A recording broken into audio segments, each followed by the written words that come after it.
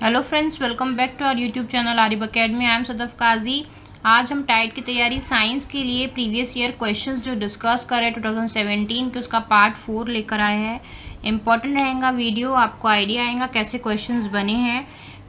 इस टाइट में 2017 में 8, 9, 10 के बुक से, सिलेबस से आप कह सकते हो साइंस के बहुत सारे क्वेश्चंस आए हैं। तो आप अगर सेपरेट पढ़ाई करना चाह रहे हो तो 8, 9, 10 की बुक्स को पढ़िए साइंस के लिए, चाहे वो बायो हो, केमिस्ट्री हो, जू हो, तीनों भी चीज़ें आपको डिटेल वहाँ पे मिलेंगी, उसी से रिलेटेड टॉपिक्स बने हैं।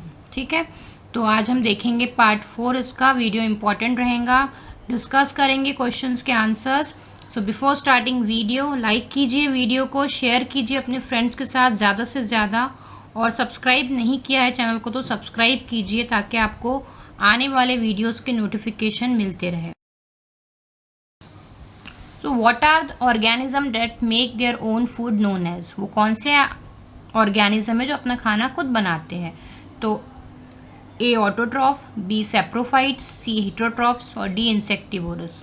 तो आप सभी को पता है कि प्लांट्स अपना खाना खुद प्रिपेयर करते हैं, वो ऑटोट्रॉफ्स होते हैं। और कौन से प्रोसेस से अपना खाना बनाते हैं आप मुझे कमेंट बॉक्स में कमेंट करके बताइए, इंपॉर्टेंट है ये।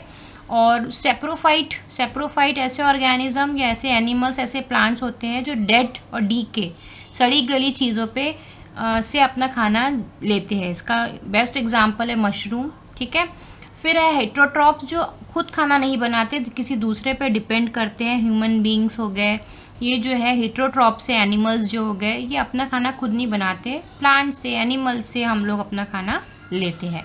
इंसेक्टिवोरस जो इंसेक्ट्स को खाते हैं, है ना। इंसेक्टिवोरस प्लांट्स भी होते हैं, बहुत सारे प्लांट्स हैं जो इंसेक्ट्स को खाते हैं। क्यों खाते हैं?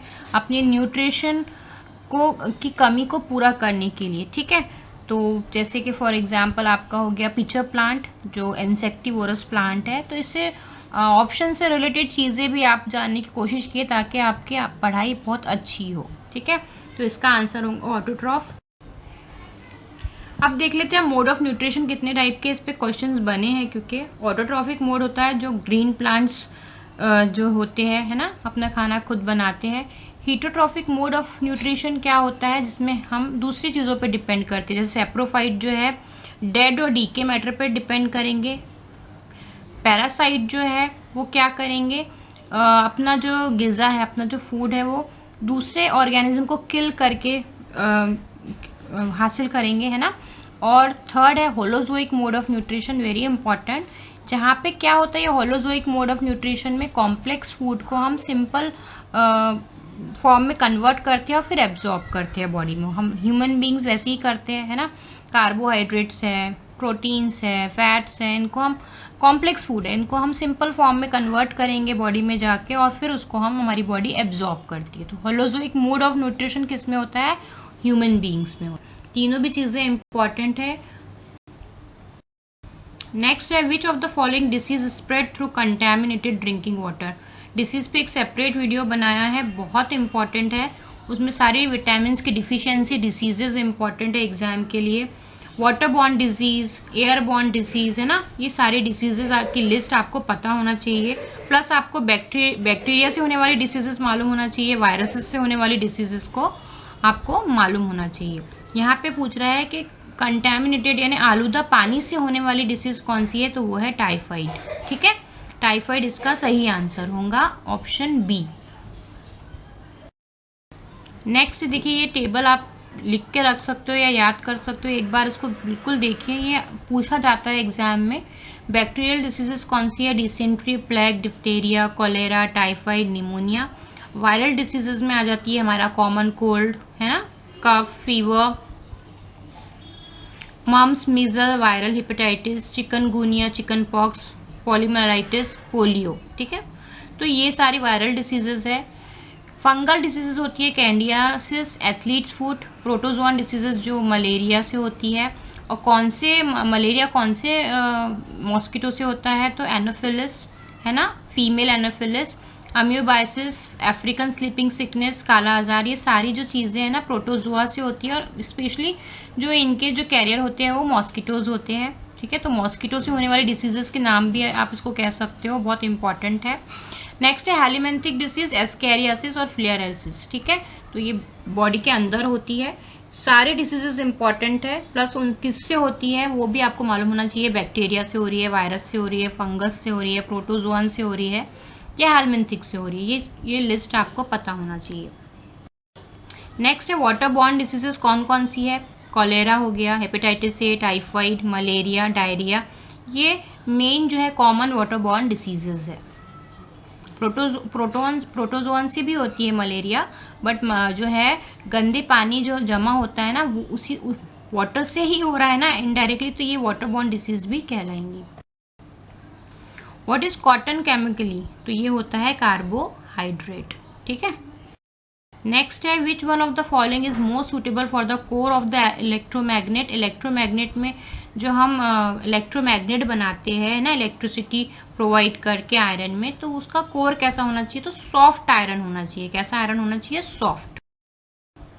ये सिंपल इलेक्ट्रोमैग्नेट है। यहाँ पे एक आयरन नेल लिया हुआ है, एक वायर कॉइल किया हुआ है, इलेक्ट्रिक का सप्लाई, बैटरी का सप्लाई दिया हुआ है, बैटरी से करंट फ्लो होगा और ये जो है नेल एक इलेक्ट्रोमैग्नेट बन जाएगा, मैग्नेट की तरह बिहेव करेगा।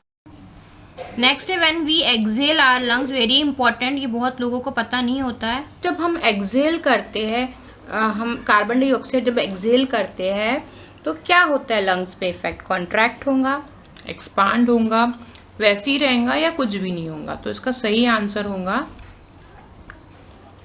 कि जब हम एयर एक्सेल करते हैं तो हमारा जो है लंग्स जो है वो कॉन्ट्रैक्ट करता है, ठीक है, कॉन्ट्रैक्ट। सो जब हम एयर को एक्सेल करते हैं, कार्बन डाइऑक्साइड जब बाहर निकलती है तो हमारे लंग्स क्या होते हैं, रिलैक्स होते हैं। रिलैक्स होके क्या हो जाते हैं, वो कॉन्ट्रैक्ट, सिकुड़ जाते हैं, दिख रहे हैं यहाँ सिकुड़ते हुए।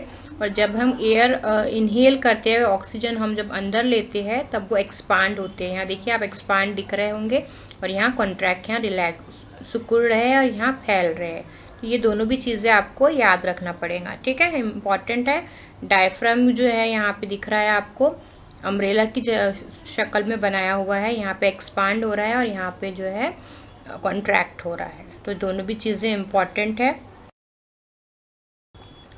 और एक चीज़ याद रखेंगे कि वॉल्यूम जो है, इंक्रीज इन वॉल्यूम, अब जब हम एयर अंदर लेंगे, ऑब्वियस सी बात है, आपको याद भी रहेगा, जब आप ऑक्सीजन लोगे तो वॉल्यूम तो बढ़ेंगी ना और प्रेशर लो हो जाएगा। और जब आप कार्बन डाइऑक्साइड रिलीज करोगे तो वॉल्यूम क्या होगी, वॉल्यूम कम हो जाएंगे, लेकिन प्रेशर जो होगा हाई हो जाएगा। ये दोनों भी रिलेशनशिप आपको याद रखना है, समझ के रखना है।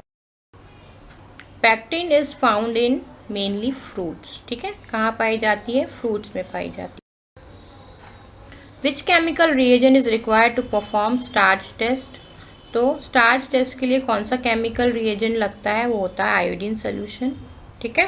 पोटैटो टेस्ट आपने देखे होंगे, पर्पल ब्लू कलर का चेंज हो जाता है अगर उसमें स्टार्च प्रेजेंट हो तो।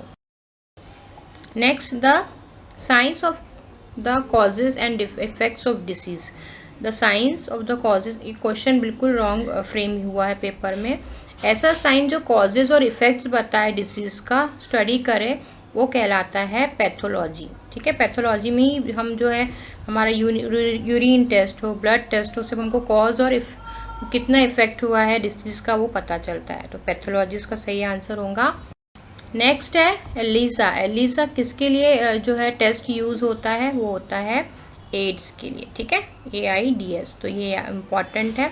साथ में आप मुझे एलिसा और एड्स का फुल फॉर्म कमेंट बॉक्स में कमेंट करके बताएंगे, क्योंकि एब्रीवेशन भी बहुत इम्पॉर्टेंट है। यहाँ पे एड्स का मैं आपको बता देती हूँ, acquired immunodeficiency disease. ELISA का आप मुझे कमेंट बॉक्स में कमेंट करके बताएंगे। A person can jump higher on the moon surface than on the earth, तो मून पे हम लोग जंप करते हैं बट अर्थ पे नहीं, क्यों, क्योंकि मून में ग्रेविटी कम होती है। सी बिल्कुल सही है। Acceleration due to gravity in moon is smaller than that of the earth. C इसका बिल्कुल सही आंसर होगा। नेक्स्ट है, याद रखेंगे, मून अर्थ पे मास जो है बॉडी का सेम होता है, लेकिन वेट जो है वो चेंज होता है। ये याद रखेंगे, मून पे वेट कम होता है और अर्थ पे वेट ज्यादा होता है। मास लेकिन बॉडी का सेम रहेगा दोनों भी जगह। Next, which of the following is highly compressible. तो जो गैस है वो सबसे ज्यादा कॉम्प्रेसिबल है, सबसे ज्यादा दबाया जा सकता है, उसको कॉम्प्रेस किया जा सकता है। तो बी इसका सही आंसर होगा, gas. The plants that have trunks and can stand straight are called trees. Trunk होती है ट्रीज को और स्ट्रेंड अपराइट खड़े होते हैं, तो ट्रीज इसका सही आंसर होगा डी। क्रीपर्स जो है नीचे की तरफ फैलते हैं जैसे वाटरमेलन है ना, क्योंकि उनके फ्रूट्स हैवी होते हैं। हर्ब्स जो है मीडियम साइज के प्लांट होते हैं जैसे तुलसी, टोमेटो, ये जड़ी बूटियां जो होती है वो हर्ब्स होती है। और सबसे छोटे जो झाड़ होते हैं, छोटी छोटी घास हो गई, झाड़ियां हो गई, वो होते हैं शब्स। तो ये स्मॉल होते हैं, फिर उनसे बड़े हर्ब्स, फिर उन सबसे बड़े ट्रीज। क्रीपर्स जो है वो नीचे की तरफ फैलते हैं, और एक होते हैं क्लिम्बर्स जो ऊपर की तरफ चढ़ते हैं, बेलें हो जाती है ना, जिनको किसी का सपोर्ट चाहिए ऊपर बढ़ने के लिए, वो क्लिम्बर्स होते हैं। तो ये भी आपको पता होना चाहिए। होप आपको ये क्वेश्चंस का डिस्कशन अच्छा लगा होगा। अच्छा लगा वीडियो को तो लाइक कीजिए, ज़्यादा से ज़्यादा शेयर कीजिए, कमेंट करके आंसर बताइए मुझे एलाइजा का फुल फॉर्म क्या होता है, और शेयर करना बिल्कुल मत भूलिए अपने दोस्तों के साथ। सब्सक्राइब नहीं किया है चैनल को तो सब्सक्राइब कीजिए। अपना बहुत सारा ध्यान रखिए। Thanks for watching.